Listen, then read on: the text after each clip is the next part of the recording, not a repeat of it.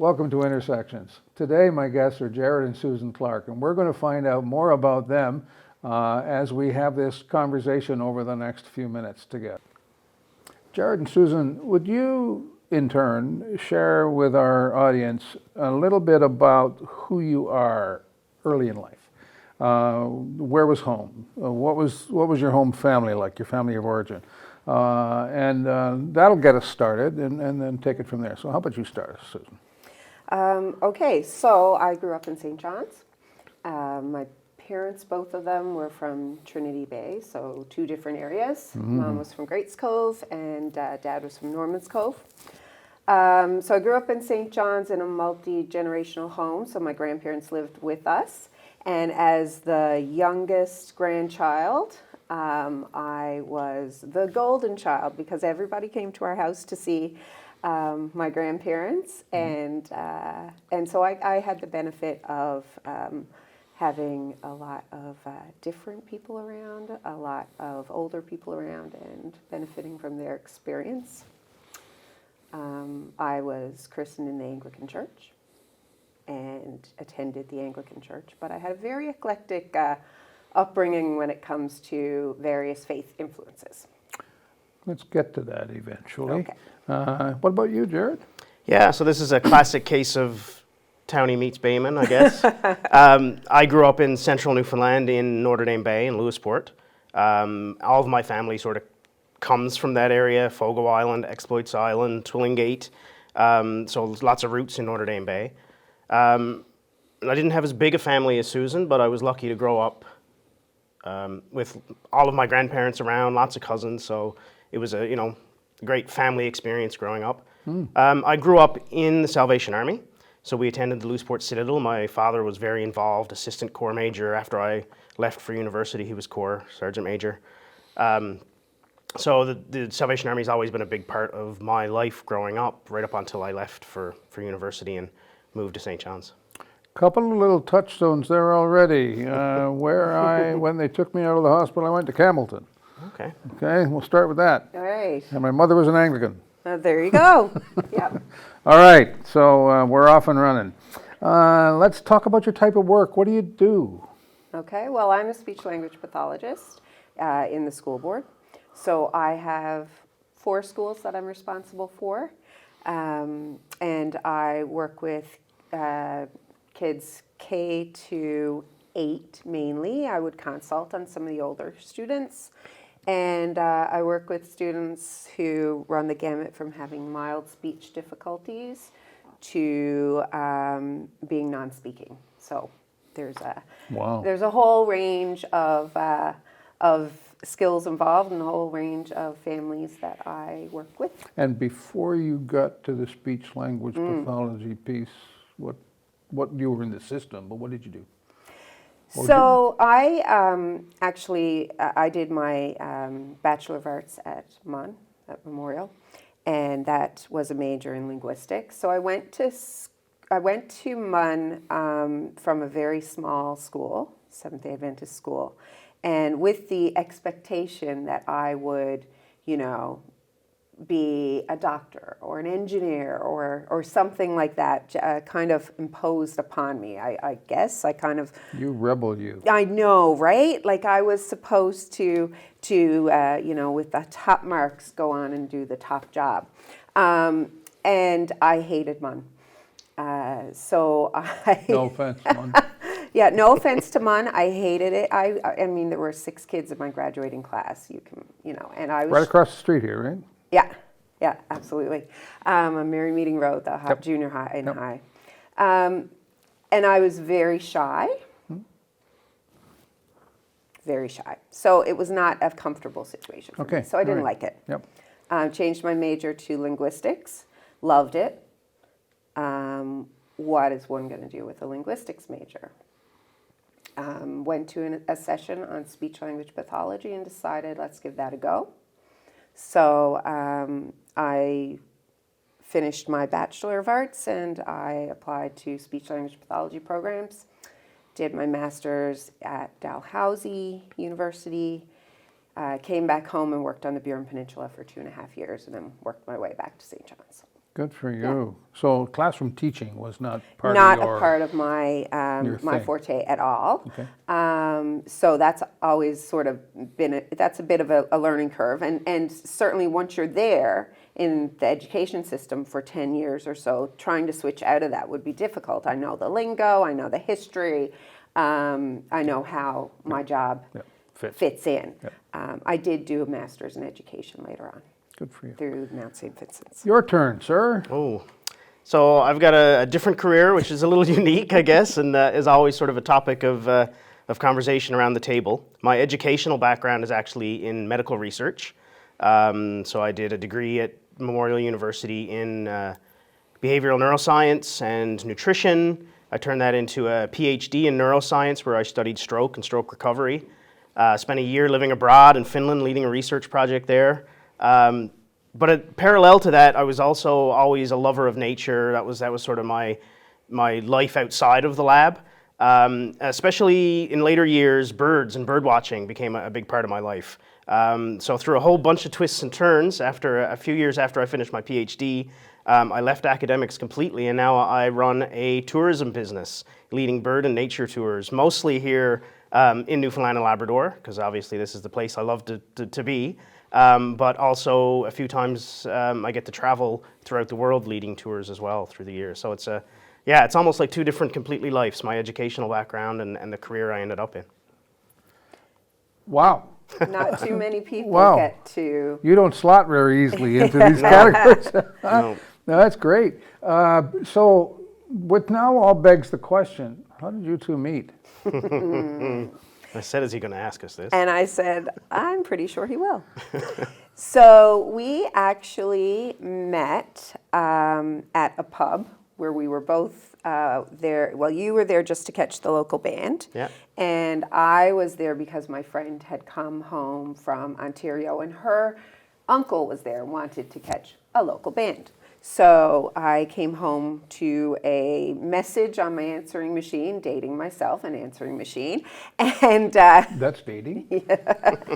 and said, get your duds on, you need to come with me. So we were at the local pub, and it was very crowded, and the gentleman who was with us noticed a gentleman sitting by himself with seats big available. table. At a bigger table, and asked if we could sit there. It just so happened that I had ended up sitting next to him, and we struck up a conversation. Yeah. Again, let's go back to the fact that you may not think I'm shy, but I'm inherently, I thought, I get okay, it. so I'm the one who sits next to the person that none of us know. This is not good. But we've discovered similar interests in the fact that he was doing stroke research. I was a speech-language pathologist. I had studied, stroke, and we were able to connect on that. And then I had to leave because my friend had a little baby at home. He expressed disappointment that I was leaving. I totally went out of the box and said, do you normally come here by yourself to watch a band? He's like, no, but I would if you came with me. So I said, well, here's my name, and I'm in the phone book. Again, let's talk about how long ago this was. I'm in the phone book. And my friend said, Susan, he's really nice. Did you give him your phone number? I'm like, oh, no, I don't do that. And she said, but he's so smart, and he's, and really nice guy. And I said, if he's that smart, he can remember a name and use a phone book. And I did, and the rest is history. And the rest is history. And Yeah. everything has gone exactly as she just described it, right? What she doesn't know is how much money I paid those other people to take the table. Very good. Well, something has worked because you're together and you married and you have a family. Tell us about your kids. Oh my goodness. I could talk all day. Well, about I my won't let you, kids. but So yeah, we've been married now 14 years. And we talked about before, it's just gone by in a blink. I'm an older mom. I had Emma, I was almost 36 when I had Emma. And Emma's amazing. She is just her own person. She is the happiest 13-year-old I've ever met. She loves life. Really smart, very intuitive, very justice-minded. She gives us a run for our money. She challenges us on many, many things. But she does really well at school. She's a leader. She's very liked. She has, a lot of friends. Her teachers like her. Got a lot going on, Yeah, that girl. and they're busy. They're And busy your kids. other child? Leslie, who is 11 and is, she's also very much herself, very quirky kid. She's quieter than Emma. Emma will love, in fact, in her own words, she couldn't talk because she had her wisdom teeth out. This is hard because I love to talk. And Leslie, you really have to wait her out. She takes her time to get the lay of the land, to kind of figure out who you are. And once she warms up, she's got lots to say.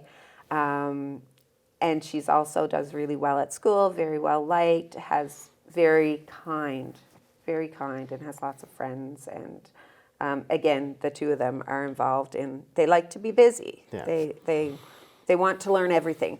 Leslie loves animals. Emma loves nature and birds. So, yeah. Was there a choice, right? That's right. So, we have this Anglican little girl who went to a Seventh-day Adventist school who met this Salvation Army guy in a pub, and they end up at St. John's Citadel. Yeah. Quite a nice journey. How did that happen? Well, Susan was already attending the Citadel since really? she was a teenager, I guess, or Oh, even younger younger than than a that. teenager. Yeah. Okay. So she had started doing that, and so she was already a fixture here at the Citadel. Yep. I had sort of moved away from the church a little bit during my university years.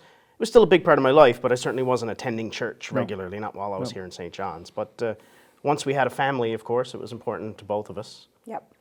For sure. Excellent. Yeah. What keeps you at St. John's Citadel? I don't know. I mean, obviously, there's a lot of history here for Susan, and a lot of history for me, just with the Salvation Army in general. I can't imagine being part of a different church. It's Right. just part of Yep. who I you am. are. Yep. Yeah. Community. Rocked in the cradle, yeah. Yeah. Community. Yeah. Yeah. Expand on that. You want me to pick up here? Sure.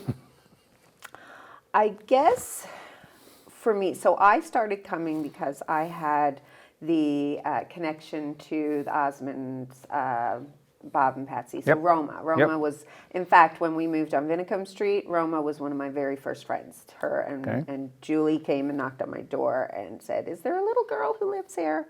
And there you go. So I've been friends with Roma Osmond since I was 6 years old. Okay. And every summer at Vacation Bible School, Pat Osmond would have the station wagon packed with all the Vinicum Street kids to come to Vacation Bible School. So let's, go back to the fact that I was a very shy kid, and I was going to St. Thomas's Anglican Church. At the time, there wasn't much going on in the summers there for kids, and it was also very, just very quiet. So you often felt on the spot. So I wasn't comfortable there in the Sunday school classes. And I was very comfortable here because I could blend in and still enjoy everything. There were so many kids here at that time. So I had asked if I could start to go here. And my dad was the one who took me to church in the mornings. My mother stayed home and cooked supper, and she went in the evenings. So Dad was the connection to the Anglican Church. Mom was United. And he said, "Sure, I'll start taking you if this is where you want to go." So that's how I came to be here. So, and then when I became a teenager and able to sort of be here myself, I'm sitting with all my friends at that point, Dad started dropping me off, and then he went back to where he was comfortable, right? Sure. Which made sense. And so I just felt a lot of connection here to my friends, but also going through the Sunday school program and the junior soldier program, I had made connections with some of the older people in the Corps, of course, Patsy Osmond, Sure. Dave Daw, who calls, to this day, calls me his special girl. And the Humbers and the Hindis and Lots of folks. Lots of folks. That's so, defining community, yeah, right? Okay. yeah. So, and that's all great histrionics, right? Yes. Let's come to the heart of the matter. We're talking intersections, about where faith and life meet. So was there ever a point in time, a specific point in time, a person, an event that really triggered this whole faith thing in each of you? Well, how did you become aware that you really needed to have, or wanted to have, desired to have that faith component to your living? Jared? I don't know that I can pick out a specific moment or an event. I mean, it was something for me. I can't remember a time that I wasn't going to the church, Yep. and I didn't grow up in it. My whole family was involved. Yep. So I think for me, I grew up in faith, and so I can't really think of a particular moment, Yep. but certainly having kids. That would do it. Yeah. That would do it, because all of a sudden it's not just about me, it's about them, right? Okay, let's transfer over here for a second. We'll come back. Oh boy. So again, like Jared, I grew up with faith as being the heart of the home, really. My grandparents lived with us, and I witnessed many a church session at home where everyone was gathered around, everyone taking turns praying and singing and hymns. So it was always a part of my life. My grandfather used to say, "Someday you'll be behind the pulpit, Susan." And I kind of was like, "Do you know who I am?" I can hardly speak to a stranger, let alone get behind a pulpit. So it was always there, and witnessing my parents praying, each on either side of the bed, praying before they went to bed. Powerful, isn't it? It's very powerful, and so I've always felt a strong connection to faith, to the necessity of having a powerful presence of God in your life, the reliance on God in times of need and trouble. Whenever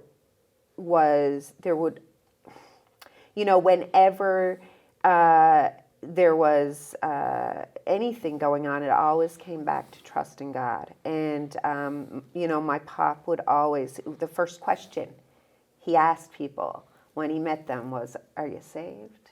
Do you know God? So do you know Jesus?" That's, and this acceptance. So I think for me, it was always there. But I struggled with anxiety. I struggled with depression.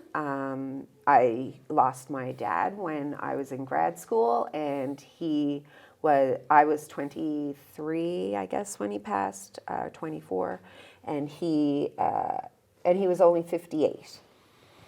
And in that moment, and watching my mother deal with that and how it affected our family, I really questioned everything. I questioned my faith. I questioned the way I was living my life. I really did. I questioned. But through all of that, I never stopped going to church. It was an anchor. It was an anchor. And I can remember sitting in the congregation here at the Citadel, and everyone around me standing up and singing the songs, or putting their heads down for prayer, or going forward to the altar at the end. And I just stayed seated the whole time. And I would write all my thoughts, all my feelings, all my thoughts. And that's what I did for about, 2 or 3 years. I felt bereft. But I never stopped going. I never stopped coming.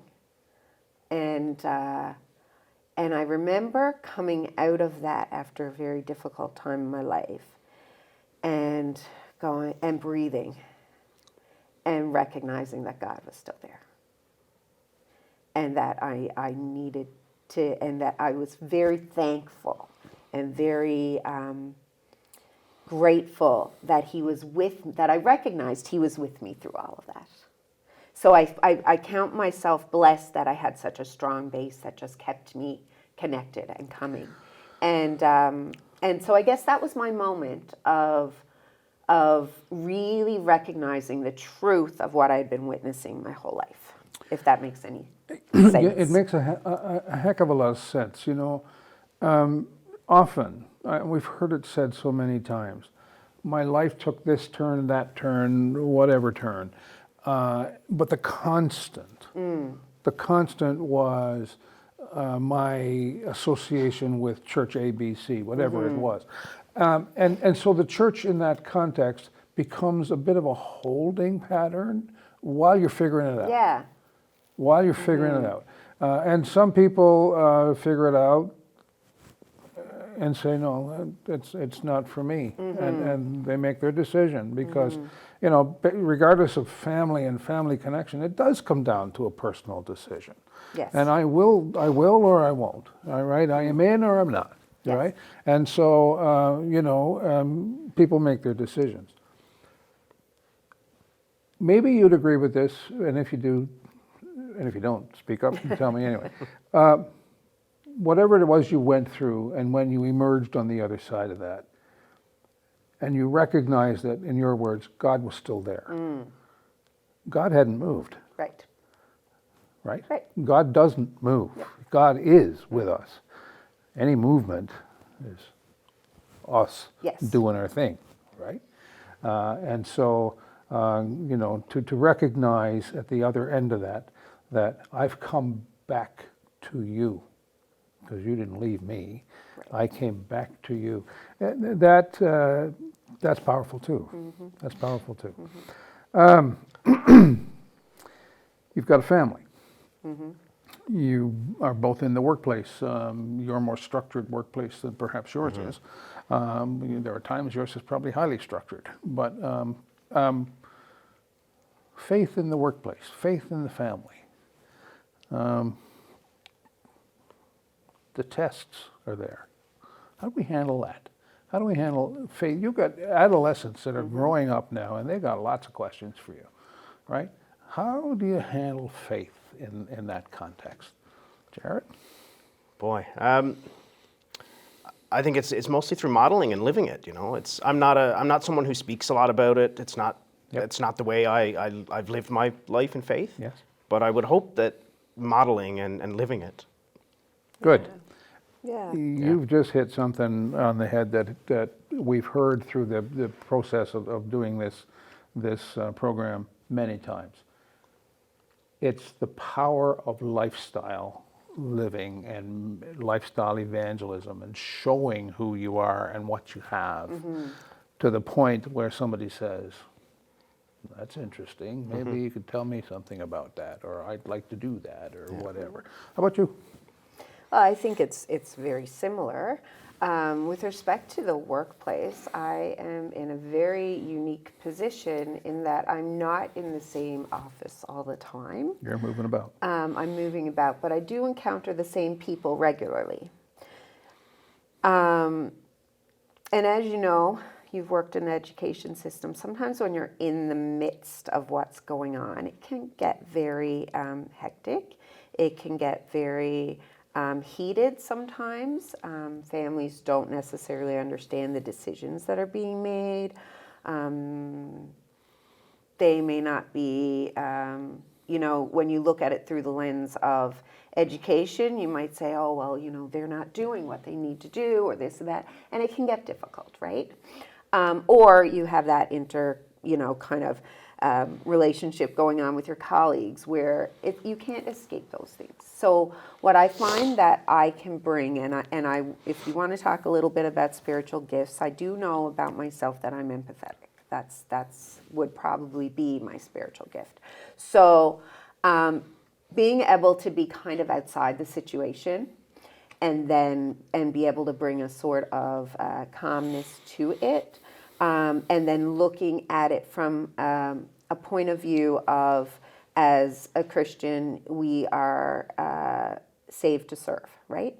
So looking at those situations through the lens of serving your community, serving your clients, for me, those little kids and big kids, and my colleagues, then I can tend to help sometimes shed a bit of a different life and diffuse situations a little bit, or help facilitate a little more understanding sometimes. Not saying that I don't get caught up in that, sometimes I do. There are situations that really I find difficult myself, but I can get out of it so I can get that perspective because I'm gone to a different school with a different set of situations. So I feel like that's probably how my faith is practically lived out. My colleagues know that I'm a Christian. My colleagues know that I go to church regularly, that it's a part of what we do. And I have had conversations. And again, I'm very much about acceptance. I accept people where they are and who they are. I don't believe I'm very judgy. No, I don't think I am. I'd be very sad to think that people thought that of me. So we can engage in conversations pretty easily. Sharing a perspective. Yeah, so I do try to look at how Christ lived his life, and that's how I try to live, which is very accepting and loving to all. So, Thank you. And to wrap this up, if there's somebody listening to our chat today, and they're saying, well, that's all very well and good for you guys, you know, and so they may have been part of a faith community at some point or not. But they are searching for something. They may not be able to even identify what it is they're searching for. But they're searching for something, and they're hearing this. What would you say to them in terms of encouraging them and with respect to the role of faith in a person's life? Last words coming to you, Jared. that is a big question, but it is actually a simple question. I would say that faith is the foundation of how it provides a solid foundation in how you can move forward to face life and reality. Life is not easy, not for anybody, and it's easy to look at other people and say, well, that's fine for you. Look at you. You have, a strong relationship with your husband. You have kids who are doing well at school, and you've said all these wonderful things about your family. Look at the family that you had that gave you that, that foundation, that safety. But you can't, because people don't look at me and see anxiety. People don't look at me and see depression. People don't look at me and see the person who questioned everything and made lots of mistakes during that questioning time. That mistakes I look back and go, oh, like, I know you forgave me, God, but I have trouble forgiving myself. So assuming that you are any different from anybody else who's in this building or who says that they have a relationship with God, that's just smoke and mirrors. You're not. I'm not any different from anybody else. Except that I have seen the power of faith in helping, in grounding me and getting me through the hard times. And so I would say that if you are feeling like you're afloat, that exploring having that belief in God and that faith that there's something more, that there's something that you can rely on,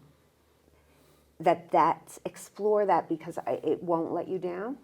It won't. Okay. Like, take the step to figure out what that can look like in your life, because you're no different from anybody else, no matter what they look like on the outside. We are all the same, and we all need that assurance And at some point in our life, everybody comes up against that. Thank you. Sir? Yeah, I think it's we're touching on the same thing. You know, we're all the same in lots of ways, but we experience faith different. We live faith differently. But the one thing I think that's true for everybody is faith is something that's best shared. So find your people, find your community. Yep. Yeah. And start sharing absolutely. it. Start sharing it. Find your church, and for us, it's been St. John's Citadel. Absolutely. St. John's Citadel. Yeah. Good. Well, thank you so much for being a part of this today and letting us get to know you a little better, and for letting our audience know more about who you are and what makes you tick. And let's wish you the very best for the future in all that you do. Thank you. Thanks for having us. Great.